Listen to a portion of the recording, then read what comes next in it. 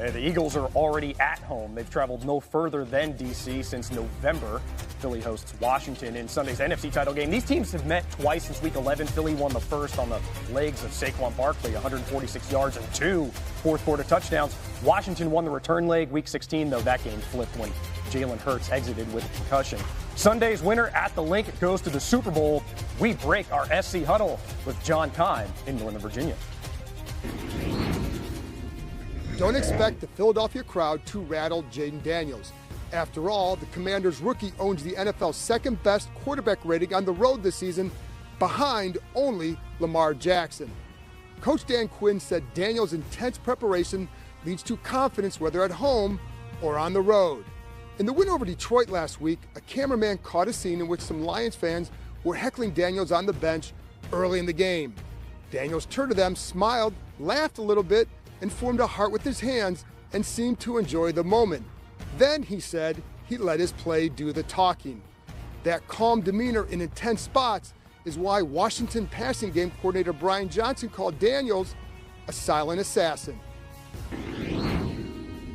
In talking to the players and coaches of the Philadelphia Eagles, one major emphasis is how to deal with Jayden Daniels on third down and in the fourth quarter. It's tough to get him off the football field. That was proven when the Eagles lost to the Commanders in Landover, Maryland on December 22nd. In the fourth quarter, they couldn't stop Daniels. The Eagles were up in that game 27-14.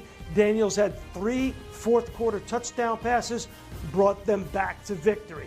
Zach Bond said it's obvious when you watch him on film and you see him on the field. That's Zach Bond, linebacker who's going to the Pro Bowl, said they trust him to do what he thinks is right. They trust him to either run with the ball or pass it. That makes it very difficult to defend. Remember, the Eagles' defense does not spy customarily, but in this game, they may have to spy Jayden Daniels coming out of the backfield and running for long yardage.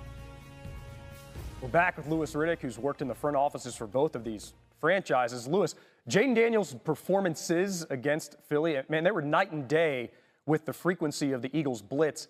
How should the Eagles' defense approach this third meeting with the presumptive Offensive Rookie of the Year?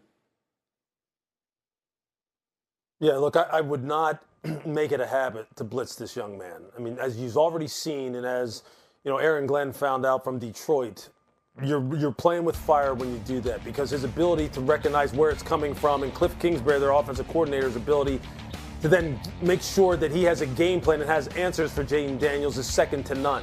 You saw in their late season matchup in Washington, whenever Philadelphia went man-to-man and they were one-on-one on the outside, Washington has some great one-on-one pass catchers on the outside. And you're seeing it right there. Terry McLaurin, Diami Brown, these guys can go now.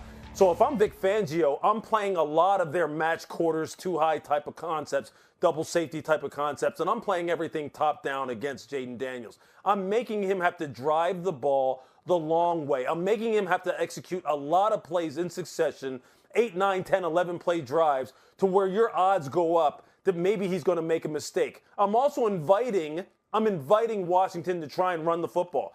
Go ahead and run it. What I'm not going to let you do is I'm not going to let you use Jayden Daniels' like otherworldly deep ball ability on the outside in one-on-one situations to just flip the game, you know, in a moment's notice, because he's shown you he will burn you if you put him in those kind of situations.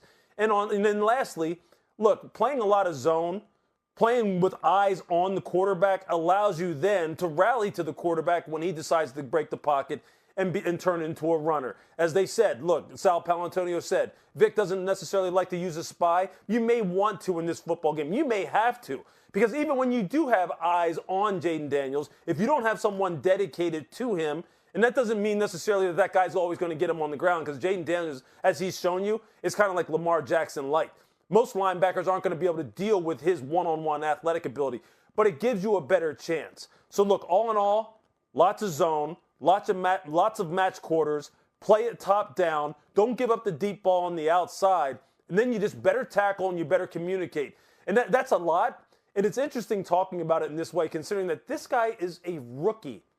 He's a rookie, and you're sitting there grinding your gears, pulling your hair out. How do we slow him down? Yeah, so many DCs, they just send pressure, Lewis, against rookies. That QBR on screen against the blitz, not just the best in the NFL this year, It's the best in 93 qualified player seasons since ESPN began tracking that data. So long story short, Jayden Daniels is rolling, but so is Saquon Barkley. In which of these offenses do you have more confidence today with this game tomorrow?